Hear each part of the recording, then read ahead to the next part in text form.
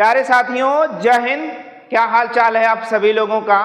आशा करते हैं कि आप सभी लोग स्वस्थ होंगे, मस्त होंगे और साथ ही साथ जबरदस्त होंगे।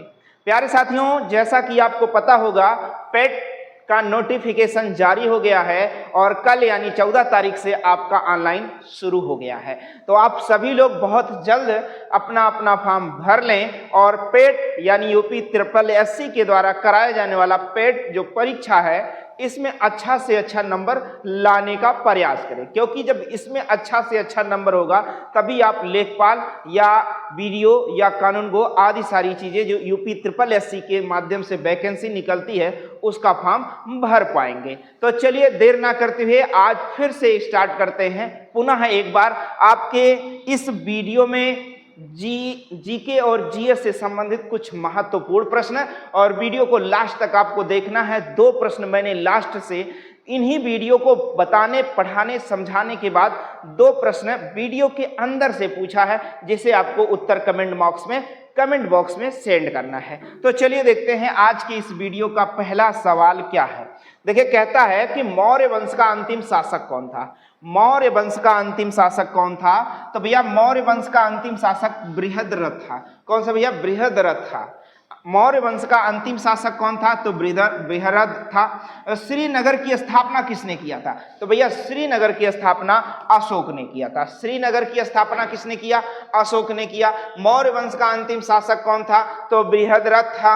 अशोक श्रीनगर की स्थापना करने वाला, बृहद्रथ मौर्य वंश का अंतिम शासक। आपको याद रखना है। चलिए चलते हैं, अगला प्रश्न देखते हैं क्या है।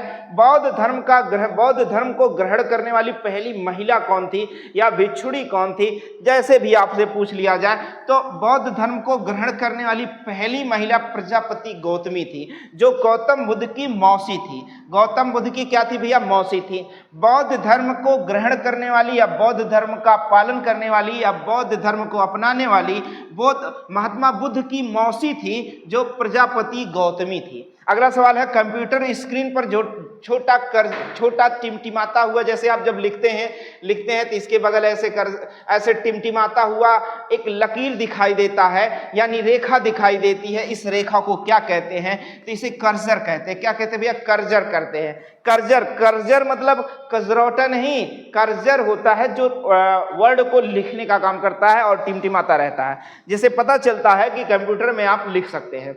चलिए अगला देखिए, पानीपत का प्रथम युद्ध। तो भैया पानीपत की तीनों लड़ाई आपको याद रखनी है। पानीपत की तीनों लड़ाई आपको याद रखनी है। 1526, 1556 और 1761। 3 बार पानीपत की लड़ाई हुई है। 1526, 1556, 1526 पहली लड़ाई हुई है, 1556 में दूसरी लड़ाई हुई है और 1761 में तीसरी लड़ाई हुई है। तो देखो दिया है, पानीपत के प्रथम युद्ध में बाबर ने किसे पराजित किया था? तो भैया बाबर ने इब्राहिम लोदी को पाया। यानी पानीपत की प्रथम लड़ाई में कौन जीता? बाबर जीता। और पानीपत की प्रथम लड़ाई कब हुई? तो 1526 में हुई। और पानीपत की लड़ाई में कौन 2 लोग लड़ाई किए थे? तो भैया बाबर और इब्राहिम लोदी। जीता कौन था? बाबर जीता था। आपको याद रखना। पानीपत की द्वितीय युद्ध जो दूसरी लड़ाई है वो 1526 में हुई है और ये अकबर और हेमू के बीच हुआ है। किसके बीच हुआ है? अकबर और हेमू के बीच। और इसमें अकबर जीत जाता है। इसमें अकबर को विजय मिलती है। विक्ट्री किसे मिलती है भैया? अकबर को मिलती है और हेमू हार जाता है। पानीपत की तीसरी लड़ाई 1761 ईस्वी में हुआ। अहमद शाह अब्दाली और मराठों के बीच हुआ था। अहमद शाह अब्दाली और मराठों के बीच हुआ था और जीता कौन था? अहमद शाह अब्दाली जीत गया था। ध्यान देना, पानीपत की लड़ाई में, तीसरी लड़ाई में यानी किसने मुगल सेना का नेतृत्व किया था? भैया बैरम खान ने किया था। किसने किया था? बैरम खान ने किया था। तो आपको याद हो गया होगा, पानीपत की पहली लड़ाई 1526 में हुई थी। अकबर और इब्राहिम लोदी के बीच हुआ था।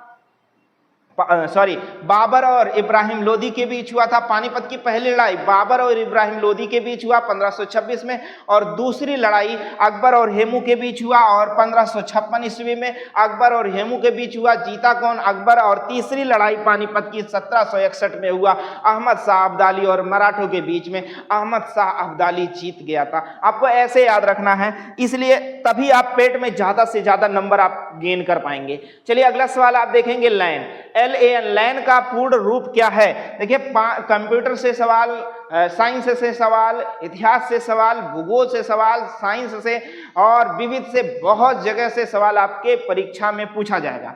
लैन का पूर्ण रूप क्या है भैया? Local area network. Local area network है। लैन का फुल फॉर्म है लोकल एरिया नेटवर्क। और लैन वैन क्या होता भैया? वैन, वाइड एरिया नेटवर्क। वैन का मतलब वाइड एरिया नेटवर्क। और मैन क्या होता भैया? MAN, मैन क्या होता? Main area network. देखो, local area network, local area LAN, local area network, wide area network और मेन एरिया नेटवर्क होता है। ये कंप्यूटर की भाषा है, लोकल एरिया नेटवर्क। हरित क्रांति के विश्व स्तरीय जनक, ऐसे कहे मैं, हरित क्रांति के पापा कौन है विश्व स्तर पर? बताइए, हरित क्रांति के जनक विश्व स्तर पे यानी हरित क्रांति के पापा कौन है? तो विश्व में नॉर्मन बोरलांग है, डॉक्टर नॉर्मन बोरलांग है। इन्हें हरित क्रांति का जनक कहा जाता है। और मैं आपको यही बताऊं, भारत में हरित क्रांति का जनक किसे माना जाता है भैया? भारत में हरित क्रांति का जनक किसे माना जाता है? तो डॉक्टर MS स्वामीनाथन। कौन भैया? डॉक्टर MS स्वामीनाथन है। इन्हें आपको याद रखना है, स्वामीनाथन। इनका अभी हाल ही में मृत्यु हुआ है। डॉक्टर MS स्वामीनाथन है भारत में हरित क्रांति के जनक। भारत में हरित क्रांति के जनक किसे माना जाता है? Doctor MS Swaminathan. और विश्व में हरित क्रांति के जनक किसे माना जाता है? तो डॉक्टर नॉर्मन बोरलांग को माना जाता है। चलिए अगले प्रश्न की ओर चलते हैं। अगला प्रश्न आपका कहता है टमाटर का रंग जो है, टमाटर का रंग लाल किस कारण होता भैया? टमाटर का रंग लाल का कारण क्या है? तो भैया लाइकोपीन के कारण टमाटर का रंग लाल होता है। टमाटर का रंग लाल होने का कारण क्या है? तो लाइकोपीन है। लाइकोपीन की वजह से टमाटर का रंग लाल होता है, याद रखना है। आओ बताओ, अंतर्राष्ट्रीय मातृभाषा दिवस कब मनाया जाता है? तो अंतर्राष्ट्रीय मातृभाषा दिवस 21 फरवरी को मनाया जाता है। अंतर्राष्ट्रीय मातृभाषा दिवस कब मनाया जाता है भैया? 21 फरवरी को मनाया जाता है। तो आप बताइए 2 फरवरी को क्या मनाया जाता है? तो विश्व आर्द्र भूमि दिवस। विश्व आर्द्र भूमि दिवस मनाया जाता है। आर्द्र भूमि दिवस, विश्व आर्द्र भूमि दिवस मनाया जाता है। कब मनाया जाता है? 2 फरवरी को। 4 फरवरी को क्या मनाया जाता है? तो कैंसर डे मनाया जाता है। क्या मनाया जाता है भैया? कैंसर डे मनाया जाता है 4 फरवरी को। 21 फरवरी को क्या मनाया जाता है? तो आपको बता दिया गया, अंतर्राष्ट्रीय मातृभाषा दिवस। और 24 फरवरी को केंद्रीय उत्पाद शुल्क दिवस मनाया जाता है। क्या मनाया जाता है? केंद्रीय उत्पाद शुल्क दिवस मनाया जाता है। केंद्रीय उत्पाद शुल्क दिवस मनाया जाता है। 24 फरवरी को केंद्रीय उत्पाद शुल्क दिवस मनाया जाता है। और आप यही बताएंगे 28 फरवरी को क्या मनाया जाता है? तो 28 फरवरी को विज्ञान दिवस मनाया जाता है। क्या मनाया जाता है? राष्ट्रीय विज्ञान दिवस मनाया जाता है, क्योंकि 28 फरवरी को डॉक्टर सीवी रमन ने रमन प्रभाव की खोज की थी 28 फरवरी को। तो आप फरवरी माह के सभी दिवस याद कर लेंगे। पिछले वीडियो में जनवरी माह के सभी दिवस को बताया गया था। तो बताइए, 2 फरवरी को विश्व आर्द्र भूमि दिवस, और 4 फरवरी को कैंसर डे, और 24 फरवरी को केंद्रीय उत्पाद शुल्क दिवस है, और 24 फरवरी को विज्ञान दिवस के रूप में मनाया जाता है। 28 फरवरी को विज्ञान दिवस के रूप में मनाया जाता है। और 21 फरवरी को अंतर्राष्ट्रीय मातृभाषा दिवस मनाया जाता है, जिसे आपको याद रखना है। चलिए चलते हैं अगले प्रश्न में। अगला प्रश्न आपका कहता है कि मूल रंग कौन कौन से हैं? भैया मूल रंग आपको बताना है। तो मूल रंग देखिए कितना भैया, मूल रंग कितने हैं? 3, नीला, लाल और हरा। इन्हीं 3 रंगों से मिलकर सभी रंग बने होते हैं। मूल रंग कौन कौन से हैं? नीला, लाल और हरा रंग। 3 रंग मूल रंग है। अभी देखिए, कपड़ा सुखाने तथा दूध से मक्खन, कपड़ा सुखाने तथा दूध से मक्खन निकालने वाली मशीन कार्य करती है किस बल पर कार्य करती है? तो भैया अपकेंद्रीय बल के सिद्धांत पर कार्य करती है। दूध निकालने वाली मशीन और कपड़ा सुखाने वाला जो मशीन है, दूध से मक्खन निकालना और कपड़ा सुखाना यानी कपड़े से मैल निकालना, ये दोनों किस सिद्धांत पर कार्य करते हैं? तो भैया अपकेंद्रीय बल सिद्धांत पर कार्य करते हैं। चलिए अगले सवाल की ओर चलते हैं। अगला सवाल आप देखेंगे, अदरक तथा आलू के खाने योग्य भाग बताइए। अदरक तथा आलू के खाने योग्य भाग बताएंगे तो अदरक और आलू, ये दोनों भैया क्या है, तना है। इन दोनों का खाने योग्य भाग क्या है, तना है। मैंने आपको बताया आलू अदरक और जो है आलू अदरक प्याज लहसुन और जो है हल्दी, ये सभी क्या है भैया, ये सभी तना है। अदरक, आलू, प्याज, लहसुन, हल्दी, ये सभी क्या है, तना है। और ध्यान देना, इन सब का खाने योग्य भाग क्या है, तना है। ये बात आपको समझ में आना चाहिए।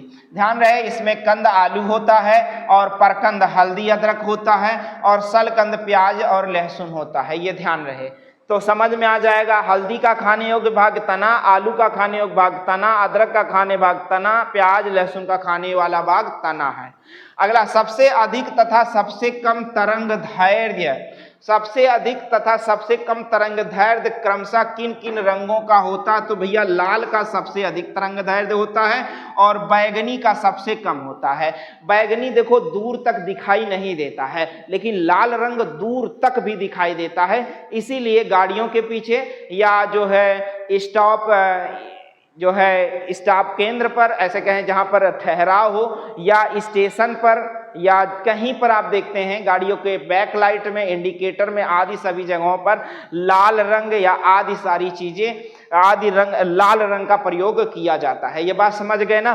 देखो लाल रंग सबसे दूरी तक, बहुत ज्यादा दूर तक दिखाई देता है, इसीलिए इसकी तरंग दैर्घ्य सबसे ज्यादा और बैगनी रंग की तरंग दैर्घ्य सबसे कम होती है। अब ध्यान दीजिए, अगले सवाल पर चलते हैं। अगला सवाल आपका कहता है एक अश्वशक्ति बराबर कितना होगा? तो एक अश्वशक्ति बराबर 746 वाट होता है। एक अश्वशक्ति बराबर 746 वाट होगा। एक अश्वशक्ति बराबर कितना होगा? 746 वाट। बहुत बार पूछा है। इंद्रधनुष में रंग होता है, इंद्रधनुष में कितना रंग होता है ये आपको बताना है। तो इंद्रधनुष में कुल कितने रंग होते हैं? 7 रंग होते हैं। इंद्रधनुष में कितने रंग होते हैं? 7। अब इसे आप याद कर सकते हो ऐसे बिबग्योर, BIBGYOR। अब इसको आप ऐसे याद कर सकते हो BIBGYOR। आपसे पूछा जाता है नीचे से 5वां रंग कौन सा है? तो वाई है। तो वाई मतलब येलो है। क्या भैया? येलो। अब देखो, violet, indigo, blue, green, yellow, orange और रेड। सबसे ऊपर वाला रंग कौन सा होता है? तो रेड यानी लाल होता है। ये तरीका है, ये ट्रिक है, इसे आप याद कर सकते हैं। चलिए अगले प्रश्न की ओर चलते हैं। अगला प्रश्न आपका कहता है तेल की जो दीप होता है, तेल दीप की बत्ती जो होती है, तेल दीप की बत्ती किस सिद्धांत पर तेल को ऊपर की ओर उठाती है यानी खींचती है? तो देखिए, केशिकत्व क्रिया के कारण, केशिकत्व क्रिया के कारण तेल दीप की जो बत्ती है तेल को ऊपर की ओर खींचने का काम करती है। रॉकेट की गति आधारित होती है, रॉकेट की गति संवेग संरक्षण के सिद्धांत पर आधारित होती है। रॉकेट की गति किस सिद्धांत पर आधारित होती है? तो संवेग संरक्षण के सिद्धांत पर आधारित होती है। अगला सवाल आप देखेंगे, बिजली के बल्ब में जो प्रयुक्त गैस होती है वो कौन सी गैस होती है? बिजली के बल्ब में प्रयुक्त गैस कौन सी होती है? तो अक्रिय गैस होती है। बिजली के बल्ब में कौन सी गैस प्रयोग किया जाता है? तो अक्रिय गैस। हीरा का चमकना तथा मृग मारीचिका का बनना, हीरा का चमकना तथा मृग मारीचिका का बनना, ये कारण कौन सा है? तो पूर्ण आंतरिक परावर्तन का कारण है। पूर्ण आंतरिक परावर्तन का कारण है हीरा का चमकाना, हीरा का चमकना और मृग मारीचा का बनना। ये सभी पूर्ण आंतरिक परावर्तन है।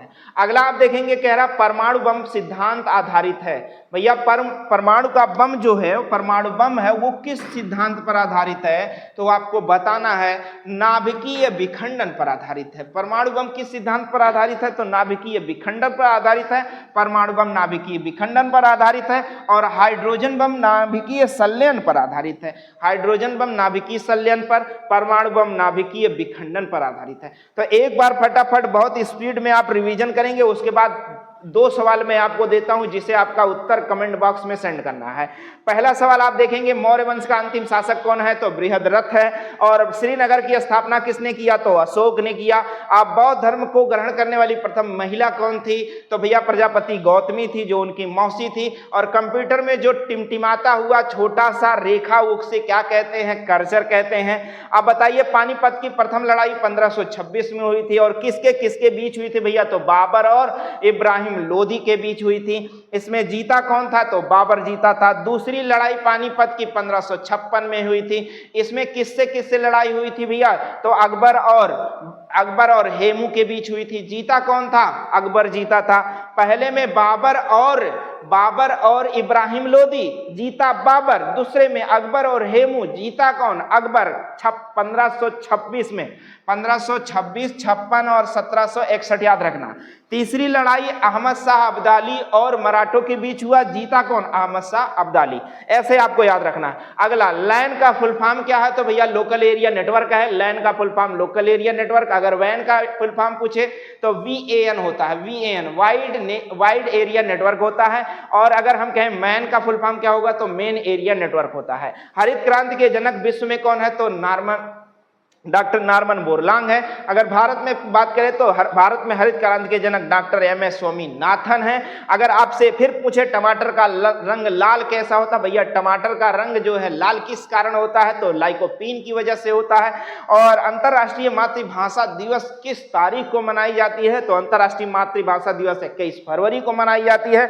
अगर आपसे कहे कि विश्व आर्द्र भूमि दिवस कब मनाया जाता है? तो 2 फरवरी को। अगर कैंसर डे की बात करें तो 4 फरवरी, कैंसर डे 4 फरवरी को मनाया जाता है। 21 फरवरी को अंतर्राष्ट्रीय मातृभाषा दिवस मनाया जाता है। 24 फरवरी को केंद्रीय उत्पाद शुल्क दिवस मनाया जाता है। और 28 फरवरी को राष्ट्रीय विज्ञान दिवस मनाया जाता है। चलिए अगला सवाल आप बताएंगे कि मूल रंग कितने होते हैं? तो मूल रंग 3 होते हैं, लाल, हरा और पीला होता है भैया। नीला, लाल, हरा और नीला होता है। कपड़ा सुखाने तथा दूध से मक्खन निकालने की क्रिया किस सिद्धांत पर आधारित होती है? तो अपकेंद्रीय बल के सिद्धांत पर आधारित होती है। कौन से? अपकेंद्रीय बल के सिद्धांत पर आधारित होती है।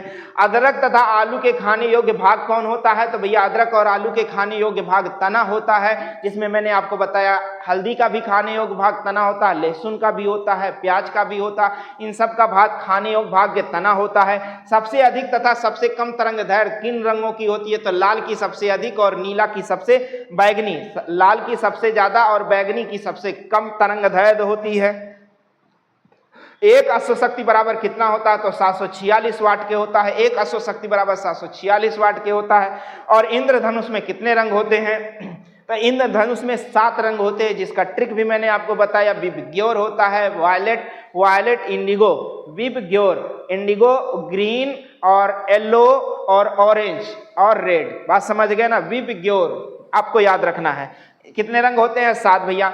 तेल दीप में जो बत्ती में तेल ऊपर की ओर चढ़ता है, कौन से सिद्धांत पर काम करता है? तो केशिकत्व क्रिया के कारण ऊपर तेल चढ़ता है। रॉकेट किस गति पर संरक्षित होती है या आधारित होती है? तो रॉकेट जो है संवेग संरक्षण के सिद्धांत पर काम करता है। रॉकेट संवेग संरक्षण के कह रहा, बिजली के बल में जो प्रयुक्त गैस होती है, कौन सी गैस होती है? तो अक्रिय गैस होती है। हीरा का चमकना तथा मृग मारीचिका का बनना, यह किस क्रिया पर आधारित है? तो पूर्ण आंतरिक परावर्तन की क्रिया पर आधारित होता है। आप बताओगे परमाणु बम का सिद्धांत किस पर आधारित होता है? तो नाभिकीय विखंडन। और हाइड्रोजन बम का होता है नाभिकीय संलयन, हाइड्रोजन बम और परमाणु बम का नाभिकीय विखंडन। इस प्रकार से मैंने आपको पेट से संबंधित या किसी भी परीक्षा से संबंधित 21 महत्वपूर्ण प्रश्नों को हल करवाया है। अब आपके लिए 2 प्रश्न जिसका उत्तर कमेंट बॉक्स में जरूर सेंड करना है। यह प्रश्न आपके लिए होगा, इसे आप उत्तर कमेंट बॉक्स में सेंड करना। पहला क्या है भैया? भारत में हरित क्रांति के जनक कौन माने जाते हैं? और दूसरा प्रश्न है हल्दी का खाने योग्य भाग क्या है? इन दोनों प्रश्नों का उत्तर आपको कमेंट बॉक्स में जरूर सेंड करना है। आशा करते हैं कि यह वीडियो आपको अच्छा लगा होगा, तो लाइक, शेयर और सब्सक्राइब करना बिल्कुल ना भूलें। और अगर बेल आइकन अभी तक आपने नहीं दबाया तो बेल आइकन यानी घंटा भी दबा दें, जिससे हमारे अगले वीडियो का नोटिफिकेशन आप तक समय से पहुंच जाएगा। मिलते हैं आपसे अगले वीडियो में, तब तक के लिए जय हिंद।